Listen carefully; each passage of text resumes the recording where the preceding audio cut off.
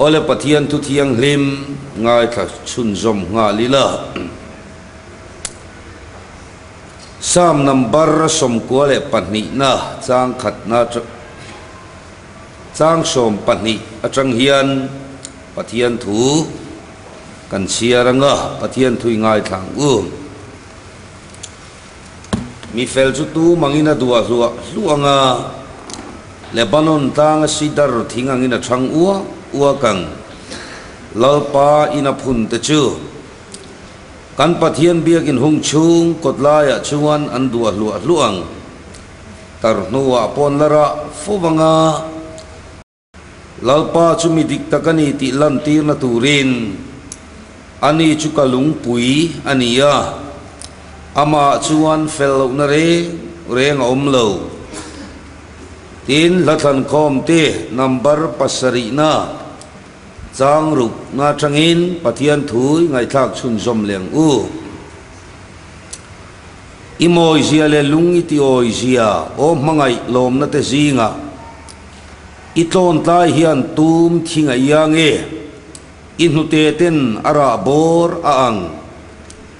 tum thinga chuan kalon chowanga akaw ka vuanang kaloti inute in grab borang se i thorimin apple ang boxe i kam wain thami ang mai chu kadu taktan luang thadel del se muhil te muya luang lu dro se kadu takta chukania keima lama athin la ya cham renge atu thiang nim kan chiarte lalpan kohan hotan atharin mal min som sak theuro she amen e sarmon hi keima om hop anilawa e kan founder speaker upa ke thangsia manen hian kum som chuang kanin suya speaker tura minon som veta ka khan e sarmon hi kan pu soi thin hi ka ria tha katie maya kapu hei hi chu ka soi ve don ania katia i thiam lowang ngatia ka thiamang i khu rual pon ka khu theyang katia achan chu kanin zui na salutuk ringot mai sarmon zong hi chu atui in rual pon indo nila ka thei ve khial ka ringani an soi chin te tia kan soi chin ta e ngayom pathian ina pe che ni hi soi zero tia amaro chu u te sarmo na ngai han soi ringot mai chu an na zuar te po kanang donin ka ringa chuwang chuan thei top choin kan zir chho ve a upalal thenglianan mission venga e sarmon hi soilea thei top chuangai thain ka ziak ngara kulikona kangai thalea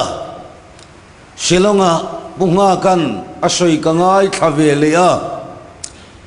tichuan sai ha reverend PR muaga tuna MT chani khati lai khan tuna hena zirle tameka ani le khabu tene yang chuan kathin lung a khoidan hi zawa mani tui ko rong kan bolain republica kan upain cholni jan hun miron pethut maya ka sarmon khangayom kan ko rana hen ron soiver khrim rotia pathian point na thokin ka ria tokin zinga hian chu kan han zir donani tum thing chan china trangin veng luya pathian ko han te hian kan nun dan tu ring tu mimal tinten kan zir chua kan tum donani ole kal ngal mop mayang bible a hian tum thing ti hi dictionary lama landan chuan voisom ni le pasari pariat borvel kan muwa ti chuan thing le mauro dang song ang hlek lovin tum thing hi thing dang lam deu mai na soyani en tir na tan sidar thingte theipui thingte Bible a voi engam moza ta siaka thil chi rang sang te khinan amanga amaro chu tum thing voi som ni chuang Bible alan na hian thil dang te khinan amang ve vaklo aring tunun te khinan hian amang tluan par mayani chuwang chuan thing dang lam deuh mayani ti chu chiang ani amai ro chu Jorama hian Palestina ram tum ang kan nei velo tlat hi in nial na siam ta thina ni he kan pu po hen lungtana soya an soyan soi kha lungtan upa kharon ding ta mayani bo thang siam enga te pulpita te do ti soi tum kar chi kania tum in jung tam ta ka nei lo te khai ti ringota jung trai tra mina khat vekalom kakar reng thina lom aron ti tamaya kan pula hian ti ngai na hek lo aron dinga pastor sang bera soi ka rieta nia ron ti ta ringot maya a ho ta rio maya ni amaro chu nuwa pastor sang bera sher chi pa mi chuan chiang kuang jo kinan soita kan pu hian inga tinge thu soi kha dik lovem ni bidi kan nilai khan ka zirna sale juala Jericho tum dead palm anti te pei ku chu metar zathum le somnga teni ajung khu chowangin mizoram tum le helai Bible ram tum hin anglovani atiani ti chuan mission ve nga khan pulal mangayan lung tan pa po chuan ati mai mai ani chu mizoram tum po hi han lai ta ila jung trai tramang pui hian om rowa amar chu lai tak tak chuan jung trai tram jong jong hi dar afeka a jung pui chok hi khu ta thak tha zelani ati ve thunga tan khila rong kan bol lai khan Himalaya tlanga poa na men level lon ve jinga tel pakhat pumoya Bomo ikalle huna khothang lam ikalle huna tum ron hon la kui tia phet tum la ka en cha kani alo ngai poimo khop maya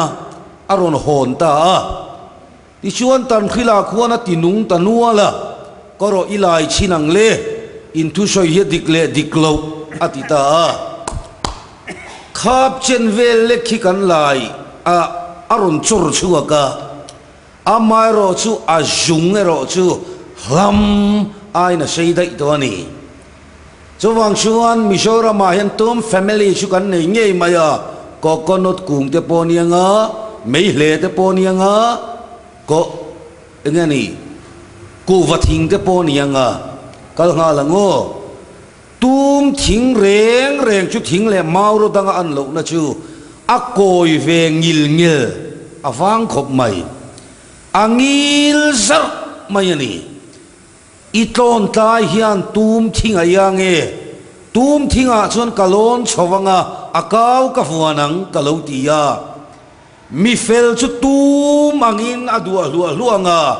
Lebanon tanga sidar thingangin a thang uakang ani lo le engwangin nge tum thing chu angil ko hanta na poimo na chan zir chua ka ngo tum thing reng reng chuan tuam tu kor cha lutuk maya nei ani tum thing chuan hei kan pangpar khoi tu ten an khoi moi hle mai hela hi tum si khanita sela asik no hian tuam tu kor cha lutuk aneya khipui po lo thoma sela asik no kha khi in a chem ve thei lowa hum him tu kor cha lutuk maya lo nei ani chowang chuan tum thing chu a thana koi ve ngai lowa angil zak mai ani chutiang bok chuan ko khan mi song song piang thar song song hi lalpa mantla ka ngil taka kan than theina turin kal suana lakamin veng tu pathian in leya ko khan min pe a chú câu khăn chuan đàn lệ đùn asiama hey hiring tu te tuam tu kor alu tuk chuani le elai tak poi veng hluya an soi ngai vak pon ka relo zora ma hian tle ma midang jong aya sang zo ka in khetam tak ten ko khan dan hian ngai thei talawani dan hi trul lawan tia dan ko khan dan chunga leng kan ni antitani ko khan dan hi ring tu te hum him tu kor chalu tuk mai kha an ngai thei tatlat lawani amaro chutir ko polan dana zalen na min zirtir dan kha uluk devin zir sin ro dan hi mi thatana siamani lawa misual tana siamani chu dana zalen na pola soidana ni dan hi mi thatana siamani lawa misual tana siamani ko khan dan hi nok sak kan ti phot chuan dana kan la zalen lo tinani en tina kan pelok teng mol te no thalai kan tama le khaden lo tu ko han dana omani cho dana chon ka zalen thlat mai ni ke hi eng hoi jong man ka ta na nok lo eng wangin le khaden hi ka khoi ngai lo matong din tak nghial po ka ti ngai lo cho wang chon kha dan kha ka tan poina pakhat ma lo ngarun nula ho ta la fia theina turin mol de vino in khom ban vele pona shon til thei lo ni ma sela entina mai mai virginity test kan nei don ani nula jong jong khan lo khria ula in khom ban vele virgin lawa piang chu he muna hen ka hlum ngal turani yang secretary na ron puang ta ni nula virgin tan lau om na pakhat ma om lo kha dan kha khong kho bai pon chuak se eng tin man ti lawang nima se la virgin lo hovero chuan oi in khom hi bang thei lek lovila chu dan hi mi thatana siamani lawa misual tana siamani ko khan dan hi lalpa pathian mantla ka ngil tak kan than theina tura lalpan ko khan ho ne na pe kani ne chuwangin piang thar chuan ko khan dan hi ngai poimo em turani mania poina chiang khop maya sher chi pa hen kan pu hovin kan kema kan beina samayani kan lime me mai khotlang huwa pin pastor bial ni trăng có pin min ruồi chầu ta new share chip nen lalisua thian du om kanei nu hian ti te hi upati ro maman mun thiang himan enam makatilu tuka he hla te ron siam chuak ta ni joram kan rong bol to na song song a chon am maklu tu a thil moi lo ni lo shela min la duat ber ko khanan ni kan mut na kan nu som panga bor velinan venga eng kim mayan pha tha kan limani anau pang kan lani boka kan soi tiang kan pu cho na beng lo chu thlep mai sela zinga kan thowa bong nu te dai min ron chopa mai kan phia bong nu te sa an ron chop lea dua ta bai sei lo ti me shuo khati reng reng khan min chei bola kan ha man lawaniang kem chong som pathum kan neya chong sarina jurui kem kan nei phei chu kan ti duk talo voin ni thleng hian jurui hlir za sari le pakhat an lo lu ta ti ngai na hi om lol lo mani thu soi thei lo bial tu pastor la sang berameu point min au kuala ngayom helama munom atia bathian thu soya thei re lo pastor hovin in sual kan en kual mai ani ti suan kan be show ta sela kan pu kum som ngana ser chip fila pandalan sara arong bol kum som ngana min lom sak muk mai Tisuan ke man la du zel sia ko han pakhatin an dong zo ta silawa presbytery huap camping ine yang amunatan ten zola central ko han mai che khom pui pandal sor thiat lovila ta son presbytery huap camping ne yang andron titani kawahan lomem kan lar ve don tranta kathin lungin atiani evangelist lar ve de kan chak ve niang chotianga hlim de ma kanin buat sai lai shon mo she not official ang hen min ron phone na lo ho to ra an ron ti avan chu lo mai em enge mole kan lar ve don chowa lo ho ro ti ringot ma se hei kan pu hian in siam ro ko han o chu pathian o ni ti avan ho mai em ka ti ru ruwa phur lo tawin kan honga office kanan thenga in thoma tha alom hle mai thing pui no khap min pe a ki ta suang pui lon pastor biela kholek abuaya ta suan kal turin kan du chewani khonge kholek aum bo re lo rong bol na lak lo te lulen kholek lampan suan kan kalta an la em khopan khuwa ka musita ni lo lam her pia alani ta suan kanan kal ngat sema bo kami jip chedeu mai piramina thoa chu suan kan kala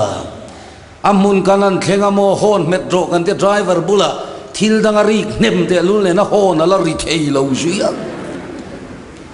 to ma min lo muak to nom shilo ngoru ke mani ho hitlan kualila VCPM name plate in tarve khopang chu kan ki khong mai don nia kan tlan kola ke ma bersion ka han murowa VCP paenga ti hello in tar kul mai ni zan rei to taka kan thleng tu ma min muak tu nom lo share chip ne an lok lutuk ji chu mo chuta kan kik ta paen in rong bol tu tur te kan lo thlenge kong khara ronun honga factual hian bi ta nuai nuwa in lo thleng ta e mai cho chu ei lo mai ro la ti sui le nga share chip nen khana wahani nang lo te lu em chu mai ni lo sai harung kan va bola ei soi nuam kan ti ve berani pu pi thola te char tin pu pe polan ni ho hi pu hia to te ho te namen lavin kan va bei hovani alim la kan lim sinot moderator teme upon ron tlan pheyani kem par sang riat zaruk somli le panga kem an luta kan latui puiber hallelujah chazo bei pa ti kan sak phei chuan khuang te pu banga lon dai mai ni ti khop chuan kan va lim em mai ni eng kima tim kan va hau sak phakta atopa mara pungpui tang rualin tholo man tho khom ta tim tran puina nanti upa HT Philip le upa PP thola anni hian green bag in an ron choi lu ta kan riana hey in tim tran puina tur pungai om an ron tia enge ni ka tia sum le pai kan tho khom mani eng sat nge cheng nuai nga ti lo du su ka tia anti lui la cheng nuai nga fai min petamai chu mai pon la du tok lawa speaker pualin antia scooter zorna muna min ruai tha idu berhinor suak ron tia chu sukan lale ta ngala zakopa pem holam hi kan ni ringot mai ni chu tianga kan bor tu lai suan lai ram ike ke pum pui tang rualin long tlaya min royan tum le ta tuna revival director F Larin nunga ani ho hian ngai om pathian in chim lama choi moi che ni sai ha tang hian larem turin motorin kan zui thathin chewanga kalomani long tai mai ni lo a che vel lai ram ike ke ko han tang rualin min ruai le don ta nuam kawatiem pathianin zoram khriatin min phung chuak do ne kanin siam vector helamin min ron phone le ta lo ho to ra man non ti le enge mo ke ni hi min ko chu le ari ru chu na ang reng ani ma se kan pu thu soi benga cham reng sia siam ru ho chu la ni chu tui lo faran main ko khan o chu pathian o ni kan non ho pheya chuta kan ho tu ten lom thu min lo khila sinot office alo mom le mai in thom po tha ni ma se tlang walin lani a an han ti a ho mai khang ti chu kho khata om rengin tan fel lawa riang ke in kal don ni an ti le a khong e riang ke om bo ka relo ngang e chung mai soi ka soi chan chu mo khati lai khan ko khan o hi lo ngai poi mo talavila vonia hen speaker kani to mi alawang ko khan liana chorong bol katumanga ko khan te ka bol pe lawanga lalpa khian arong bol tua min du to lawang chowangin katan chuan ko khan dan som hi wat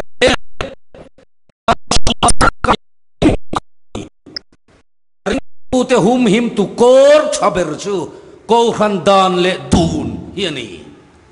chowangin piang thar ko khan mi chuan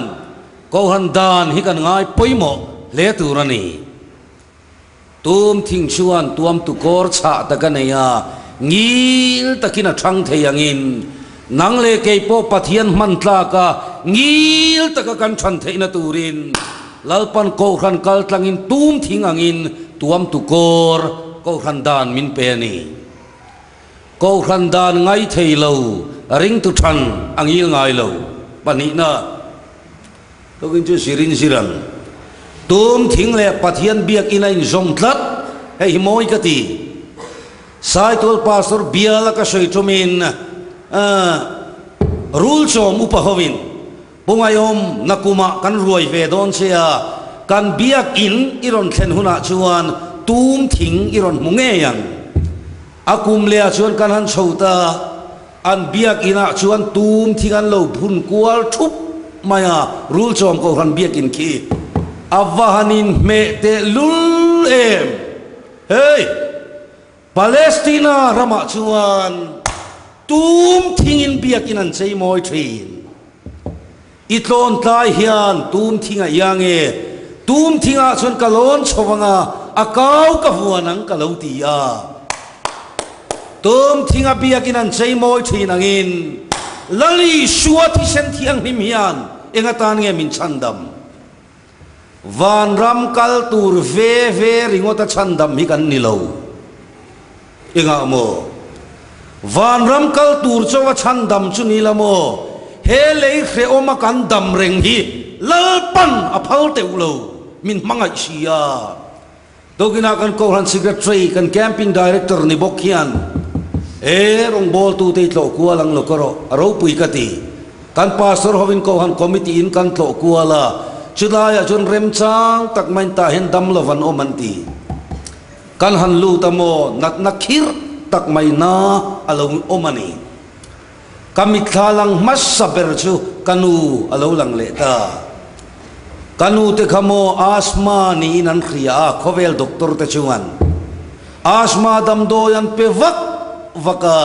ma se doctor chuan an en chiang le a pungai om kan ti swal palani ente x-ray ya lan chian te lunen kanu khalung pok alo ni sia ti chuan chatuan ram min pan santani hey Helea hen nat na tam mangitiro hetiang tuar reng tur hian van ram kal tur chok ni lang chuan lalpan le kan dam reng a phal te ulo kan pian thar vela min pen hlum ve kang chu tiro van ram kal tur chowa chan dam te chu ni la enga tinge helea hian kan la dam fo kan piang thar to sia pakhat chok kan soi manang abiak in chei moinan lali shuan thi sen thiang ni min chandamani piang thar te chumo afa pati sen thiang ni min abiak in chei moinan lalpan min chandam sam siak tu neng tin nge ti I ina te chu nenga thole nang chuan fak fawang che athin lunga Zion pannalam lian te oma chu nang ma achak na nei mi chu enga thole athin lunga Zion ko khan pannalam lian oma chu ibiagin hung chung kotlai ni khatom hi ni sang khap aina thajok sia pathian thu ni chu suwa na puan in te omai chuan kan soi war khetango ei rung na concrete building chong tam taka omai chuan kan pathian biak ina kong khar veng tu ni po ka du jo chowangin lali suati sen thiang nim hian abiak in chei moinan min chandamani piang thar in ti si pathian biak in ngai na le silo pian thar na chu in en chian angai khopang chowangin lali suati sen thiang nim hian abiak in chei moinan min chandamani tum thing chu biak in chei moinan an mangangin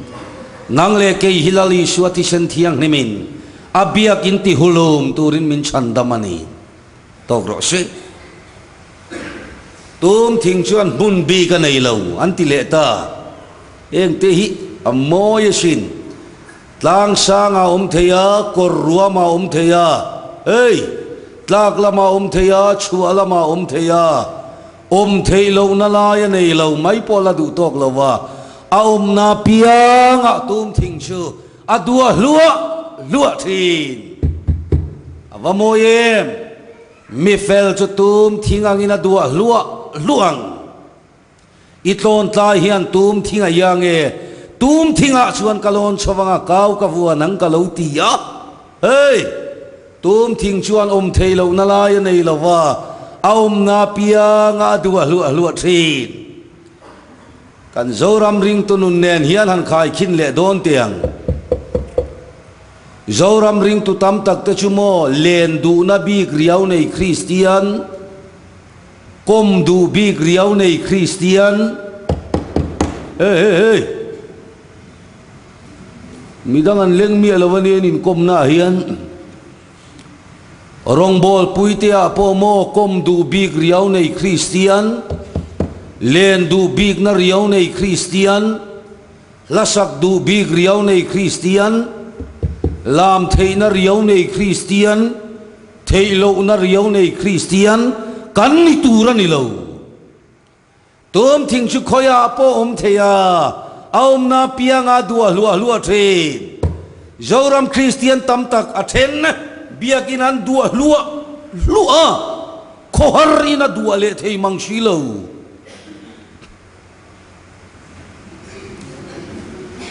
athen ko han pon lama dua lua ko han biakina pathian mi te pun khom na dua le thei mangshilo veng chunga million deuina dua lua mire thei na dua le du mangshilo oi arin deu ka wa mupala lo male mire thei na ti thadu mangshilo million deu bulai ro chuan mo thil ti trul lei lo ding ut mai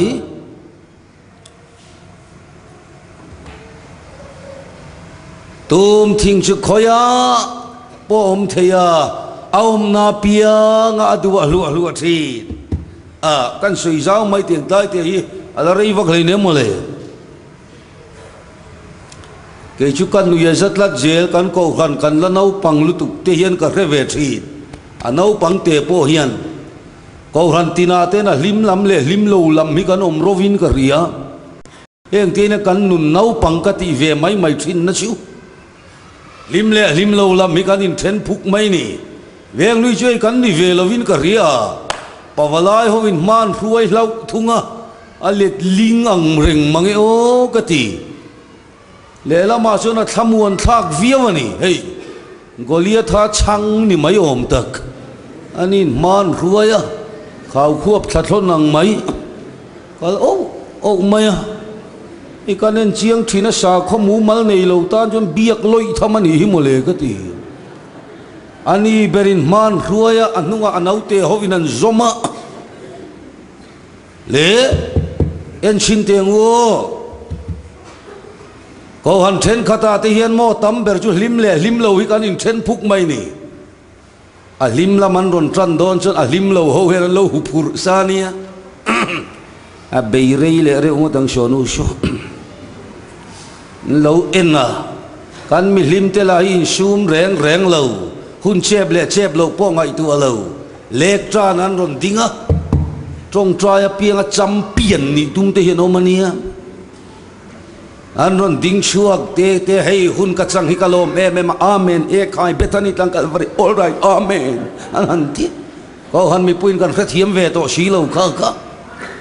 anan soyan han soita rei to si sana kan en zak zak to alim ngai thei lo jual anon khu tan ta maro chumo ani la kha zam chete e si lo du to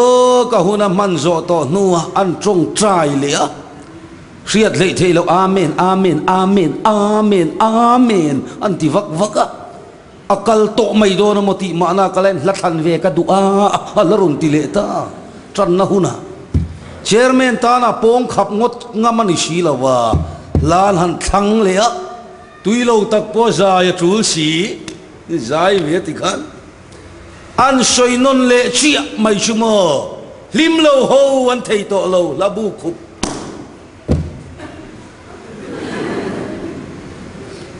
kapu tum puak pop maulamo kan sa chuak don tho tho bia kinai nin khem mai mai ani le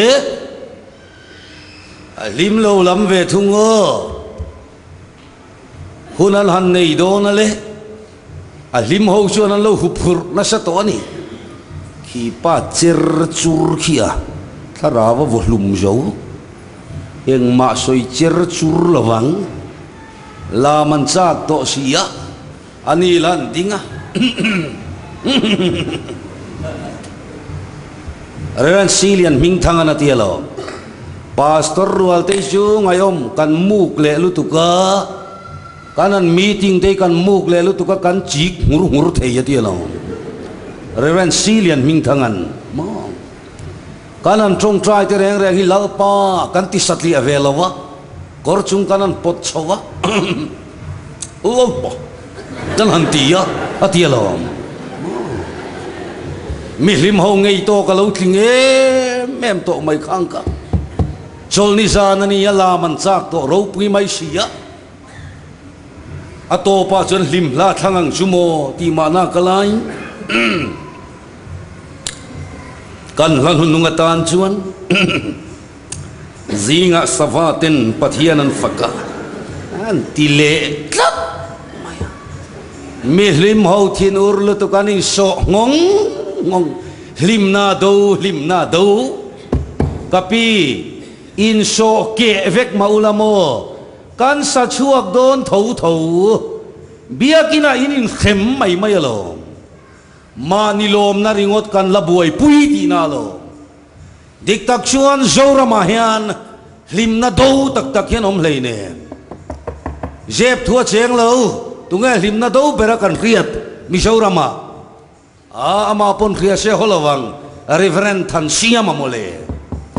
zoram sinot zam ngul anni hi he ngau hi anni ho te om lo selang chuan mo mi rim ho hi kan pong lu tuk do na lo pathian duang in ko khania kal ka ring mi lo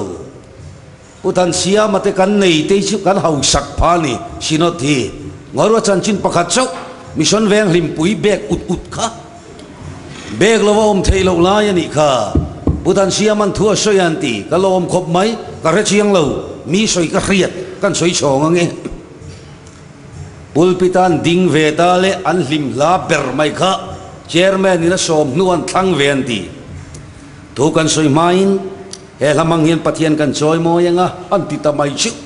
kil tina tangit amen na ri chu achu mai ni khuang puinan la trep tia putan siam ngoru lok kha kan lo lam na sa to a tharau ra chu in sum theik na te ti ani a chu wang chuan he la kan sak chung chok hi chuan lam tual poti velo helai mual zo la hian tuma ronin lei reng reng shu ati mai to maron che chuak ngamanom ta reng reng lo mai nia amen amen amen ti vak vak ho ka atob lama chuan mo model pitar te chu lam tuala tlan in ron tlan phe ban pahnia phara keizong katilo theilo waron ti aron lam ta anti zaya zo chi reverend than siam aron ding le ta kapi chi hian tharau chiang ni machang ani adang jong chuan reverend than siam khap be thei tharawin changa kapi hi chuan tharau dik ta ka chang adu to kinalam theyang atile sia nu ho ti ngai na khelo lu tukin I chetet tut maya ma ngai tua chin tiang kan vai mai hian kan tharau chan te hi mo upakhap be mai pastor pakhat khap be thei te evangelist pakhat khap be thei tharau te kan chang thina lo Pentecost nia tharau thiang nim chang te kha chumo soito reng reng su he ming hian ke ni song kan mu le kan khria ti soi lovin kanom thei lovani chuwangin kan tharau chan hi in enzo kang wo alang ti mai hian ni lovania ka keu phokanga chu tiang chia chuan ka omang tin han ti thil ti chi ni ngai lo a limania amen ka keu ang chin ka omang ka kujung chal khoi ang chin ti chuan in ok lum ta adu teu lo mai chu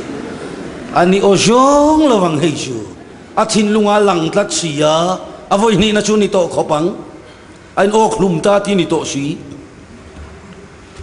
nang po chu tiang bok chuan ti vero ti mule ta adu lo a thin lunga lang tlat sia ti lovin ka om thei lo wati sia pale fa pale tharau thiang lim avoi thum na chu ni to hrim hrimang ain ok lum ta nang po chu tiang bok chuan ti vero alau to bok si ka ti hrim hrim to nga voi thum na iti tur chu ti thuai ro ti su mule adu o jong lo tharau na jong hiring shu pathian na tanga chuak aniem fia jok lo so wangin kan tharau chan te fia tru lani kal son le mayango ring tu pui tling chumo khuang khat le khuang ni rang le rang lovin ati boy mai thei kan ni turani lo khuang khat la po kan dua lua turani ya khuang nia po kan dua lua turani ya khoi muna po tum thing chu om theya a om na piang a dua lua angin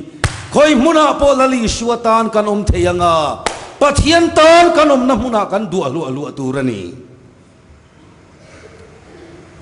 avala tamve tom thing chu pum puina trangkai apoi mo tulani trangkai lo lai om mia lo khao zirpe te tana apon lang ber an hi ka zam phera ten ta joram meu pon kan chorna sat hi sum tam taklak lunan an mangthin atak kha ma an ek phela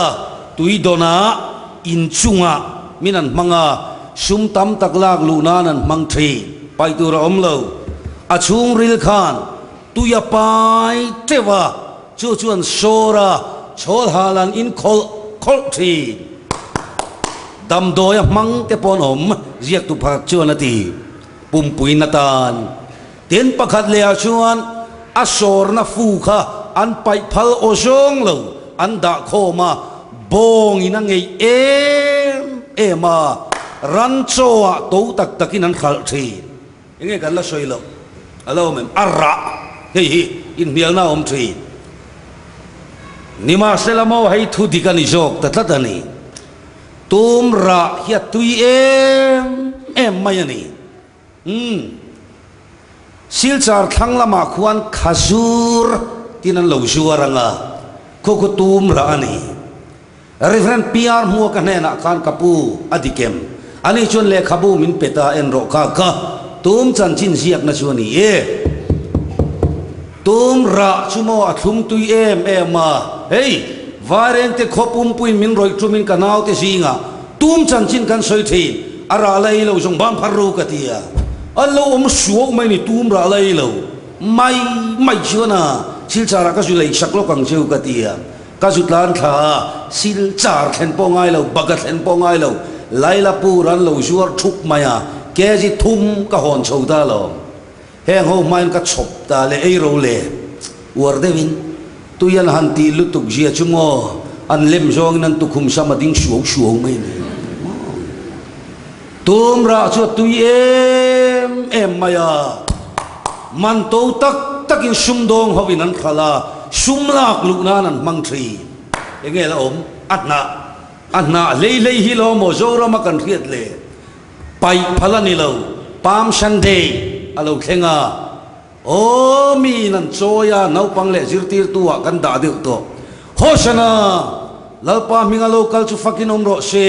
ramlo kheng tur kan pa davidaram chu choi moi nomro se chungnong bera khian hoshana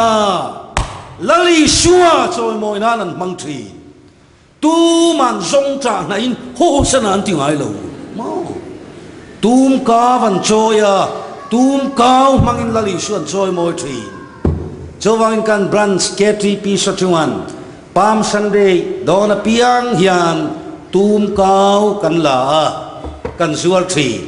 heti chen vel hi cheng som ni de cheng som ten kan zuara branch K3P in lo na thalu tu kani chowang chen pai tu rom reng lo avai na trangkai ve he kan founder speaker pejona uar khop mai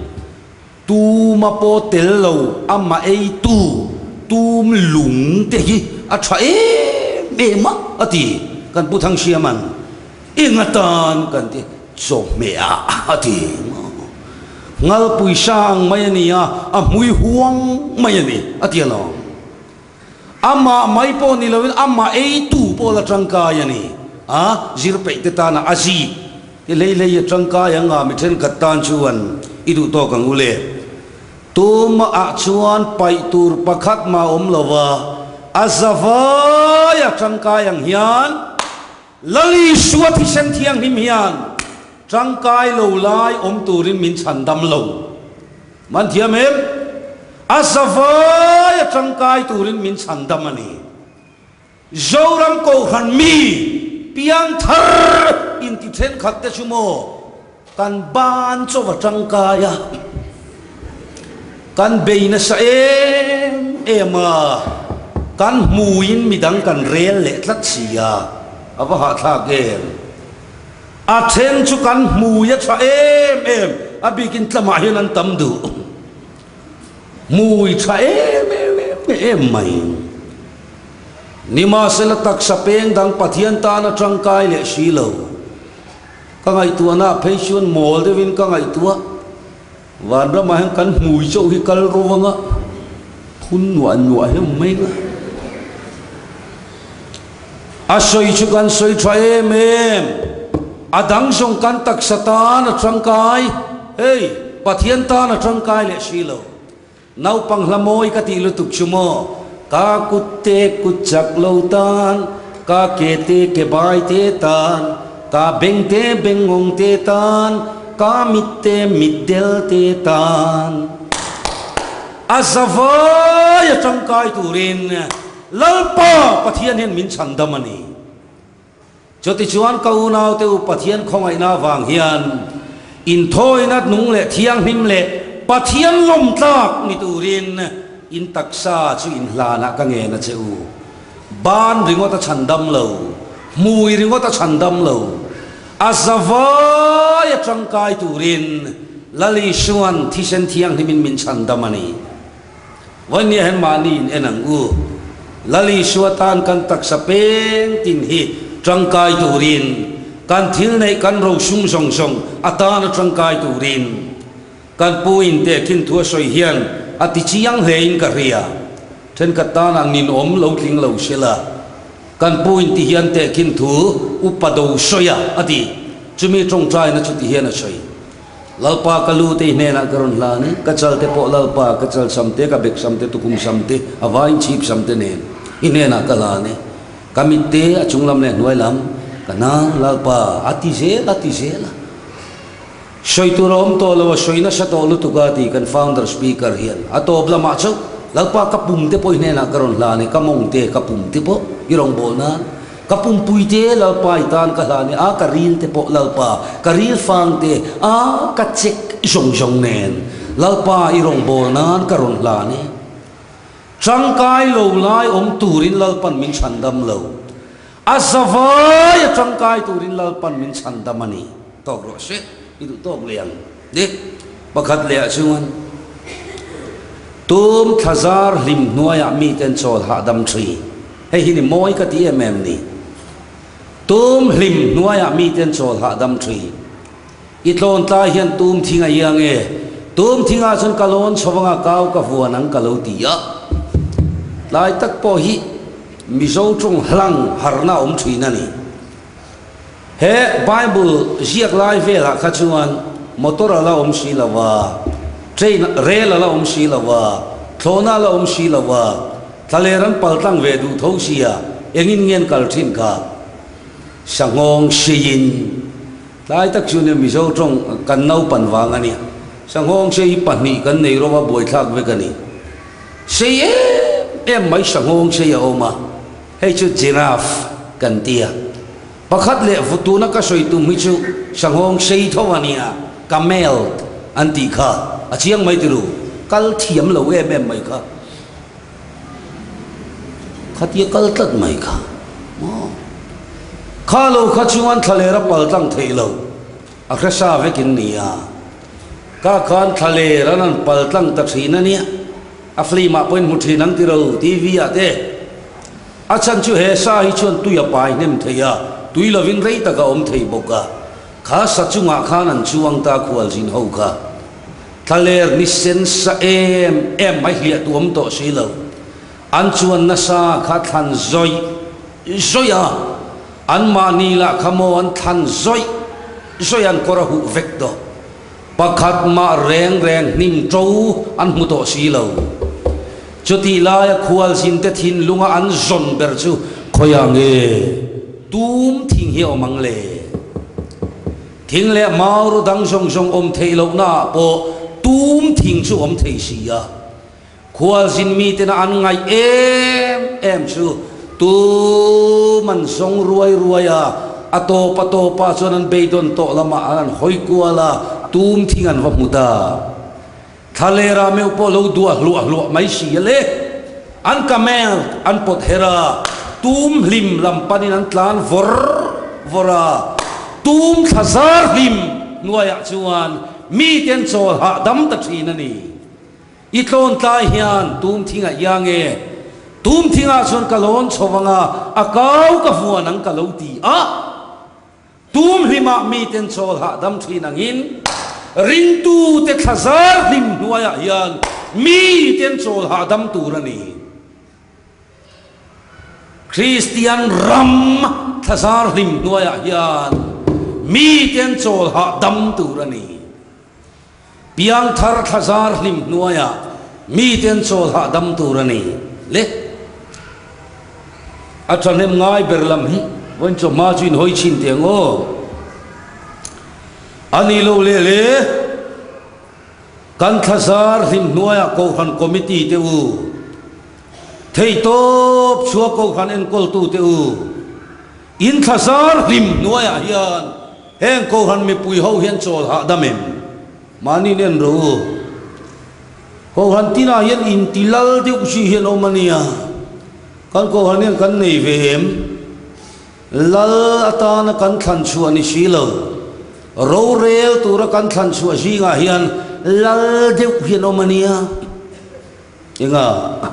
kan lo wa alo mo me ko khan hi inti lal na le inti ho tu na chin ni lo mi pui khiat lawa kan zir na sa to atul to lo ko han member a fu mo ti la mo inti lal chi chu an khel tu na tlan ni khoen ka chiang khop mai so upako kuala lo ka le upako kuala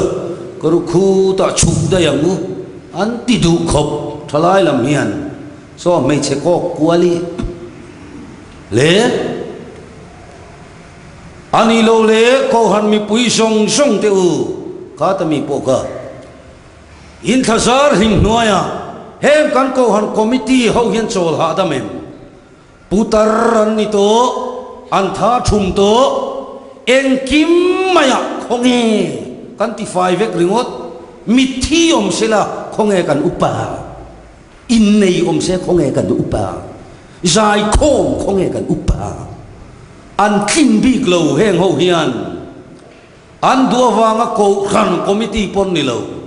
nang le ke na kan thang an ni na ya nga po an lo le ne thei to cho in ko khan an en ko la ni leng leng in an committee ya hey ko khan that na turin an thuak song song in rowan rela chuti lai karama ni upa te rel mai chi kan thasar him nuaya heng kan ko han committee hi an chol ha damem ngoru voin chu abi takin pawalai rual te hi kan veng hui bi ngat te phei chu mo inen role a evangelist kan ni kan soi war ve de wong e tun tum chu chonua in khom le mel chuang lowa in thasar him nuaya heng kan ko han khuai tu te hen chol ha damem dik tak chuan an khongai thla ka sin an khelo mai voinia khilo lo ang u lom tak mai nin lo chi bai tan ron in khoma iron in khom ve ni mo chi bai in lo ti hian an lom chuang mi lo ka an in khoma ka kan hi katta ta ka mo ti veng hria om ma den kan om dai to thu dun zau le nga la mo ko kan hi katta ta ka mo ti ya an lom lo en tin mai lo ti lo en lo ngai sak lo ta alom chuang lo ka hanin kho ma riat po min khelo ti le lo si en kol ngai na in om vak lo in thasar him noya hem kan ko han khuai tu te hen chol ha damem a voin chu i sui lo ngu ani le pawalai rual song song te u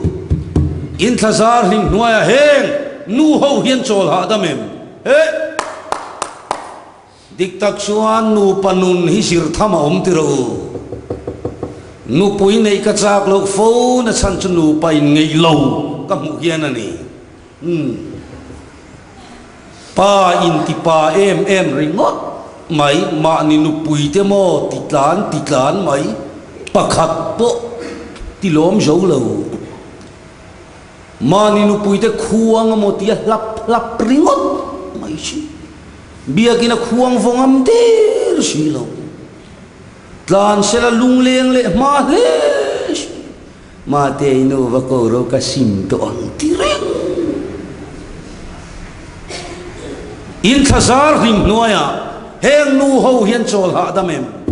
mi pakhatan soi ka khongai em mai sumo toril toro pui te nan soi thri an pa thu soi pam lai na achuak ta dai maya an tialon in khom bang tok zong in mut bu ne da ron in phur chho le ta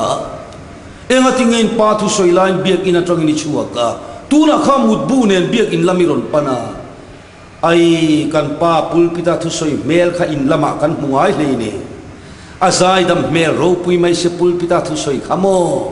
khatiang kha kala mungai reng lo kan ina chuan mo savom liam kan kol hin ringot ke ni chung ko tan chun pulpit nuaya khan ria kila kan him berin ka ringani pon lama thaluam in chunga nu pui fanau te tan khon lei thei si lo mani len role om nem jok te an ni vuak thaman ni lo he ho hi cái chút cả không ai nia thỉnh ca ngã tới bây giờ cả không ai lệ chúa là mấy chuyện hôi vô kinh hàn vu là trăng em thấy to bên hàn chúa à vu chung trong cho bộ bê tháp bê xí lâu y vok anh tì chúa khal đôn về lệ cả vok đi lệ ai bar trong cho cái trần tác vàng te hiếm moni mani pasal te hau khub jul hey pa ho hian an ngam lo tak chewani lo à vốn chú quen tin này tu thắt mình rất hiếm tiêu đủ ni sẽ lăng chuan mò thuốc lăng hung bọn anh hem thấy chưa xin amaro sukara fanau ten om to a duap kai tak mai ma tenu ti em lo deuh hian o chutia ti po pasal te hau khup sul chi mi pa kan tluk anti chou ta zela in war lutuk deuh lek lo mo Bible sirtir na kha achin chuakin enila mei chia chu mi patran pui tu ra siamani hey pathiani mi patran pui tu ra siam ati ra tang reng main chuti lai kara in chunga ro rel phet tuma mani pasal te hau khup zul himo mei chero pui na ni lawasin ha war devin tu na pheichun hei kan sinot thlengina lu hai chouta lekhan thiam chou zelan zir chou zela pastor ate hei kan soi tamai le mol tewin ke chu ka ti tlat kanu pa te nan phar thuma yang ti ka lau thong thina lo mole inti velo mo kan ko khan pastor chu mrs tu emo hianianga biela phang thelo tun lai chu tha de a ti hin tianga a ho viol lo mo sakramena sem thelo puar lian to lu tuka in thazar him nuaya in pasal te hian chol ha damen le ka sei du ber thalai rual zong te u in thazar him nuaya heng in nu le in pa te hian chol ha damen tun lai a thalai sak thelo deuh kan tam ta nu le pa tho chua ra kho samai mai pitar putar za na reng nei lo nakina in lain chir don ani o in thazar him nuaya heng in nu le in pa te hian chol ha damem khongai takin ka thalai pui sa om tak te u hey in ngai tu chiang ra ule ai jola chuan hei kan nun da nei nang talawa atam ber chuan om pui kan nei chho ta zel mai om pui nei lo te ta na po pitar putar nu le pa thing pui lum in kur nula in chaina ringot mai boy pui makeup ringot mai boy pui manin en chin teule na thok pe mang chi lo du tui tak chi heti zong hian mut na chang khebok chi lo tho na chang khebok chi lo zoram hian kan nga ta nu le pa inan kai tho ngam lo choi do na pol lamului tat khum beta dam ma te u va kai thoro min lo tlo le rep palang amol beran watira ron trap phei bai ngatinge ma te ka uin min tlok ato pa lo thowa chung te choi rual lovin ege chome mama chome om lo kang ro ti ve ngoda akan na tur te la om lo walom ban lian thok ve ta che thok pe mang shi lo du tui ro pui shi o nga ro pui shi mani nu le pa mi pero vau khup jul tun la en tlang wal chang kang lo chu tiang chi nula chang kang lo chu tiang chi chu veng hui hian kan nei ve palang ti ka walaw em kan thazar him nuaya kan nu le kan pa ten chol ha damem ke chu kan tiang e kanu boral ta kha kain mu chuak lai em ani voni han kan in puang nge ka thalai te ma hian thalai ro ma hian o mama kathi main nu pui nei ram ro ati thi ma se pathian ne na kalo trong trai to kathei mai si lo ti chuan min boral santa athi atranga kar khataral man chia